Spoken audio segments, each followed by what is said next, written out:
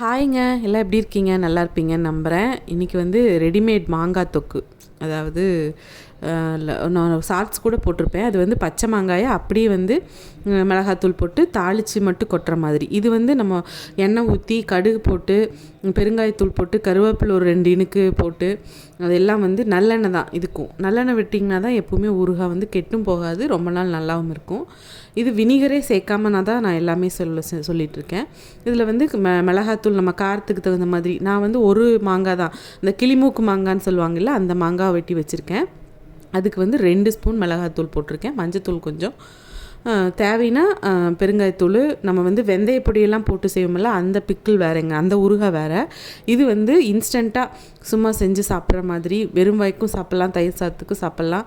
ஆனால் இந்த வதக்கும் போது என்ன ஆகும்னா, அந்த எண்ணெயில் வதங்கும் போது அந்த கொஞ்சம் மாங்காயில் இருக்கிற தண்ணியெல்லாம் வற்றி ட்ரை ஆகிறதுனால உங்களுக்கு கெட்டும் போகாமல் இருக்கும். இன்ஸ்டண்ட்டு அப்படிங்கிறது என்னென்னா, நம்ம எந்த பொடி மிக்ஸுமே போடாமல் வெறும் மிளகாத்தூள் பெருங்காயத்தூள் போட்டு செய்கிறது தான். அப்போ இந்த ஸ்டேஜில் உப்பு நல்லா வதங்கினதுக்கப்புறமா உப்பும் போட்டுக்கிட்டுக்கலாம். இந்த உப்பு வந்து நம்ம கொஞ்சம் தூக்கலாக போட்டுக்கிட்டிங்கன்னா தான் கொஞ்சம் கரெக்டாக இருக்கும். அந்த மாதிரி போட்டு நல்லா வதக்கி இதுலேயே வெந்துடும். அந்த எண்ணெய் வந்து நமக்கு நல்லா ஒரு 4 குழிக்கரண்டி மாதிரி விட்டுருக்கேன் அந்த ஒரு மாங்காய்க்கு நல்லெண்ணெய். அப்போ என்னென்னா, அந்த நல்லா வதங்கி கிடைக்கும்போது அதுலேயே உங்களுக்கு வந்து இதாயிரும். அந்த கொஞ்சம் மூடியும் வச்சு வதக்கி நம்ம வந்து ஒரு பாத்திரத்தில் மாற்றிக்கலாம். தண்ணி இல்லாமல் பாத்திரத்தில் மாற்றினீங்கன்னா போதும். அதே மாதிரி ஒவ்வொரு தடவை ஊறுகாய் எடுக்கும் போதும் அந்த ஸ்பூன்லேயோ அந்த கரண்டி நீங்கள் எந்த யூஸ் பண்ணுறீங்களோ அதில் வந்து தண்ணி இல்லாமல் பார்த்துக்கிட்டிங்கன்னா போதும். நல்லா மூடி வச்சு நம்ம வெளியில் கூட வச்சுக்கலாங்க.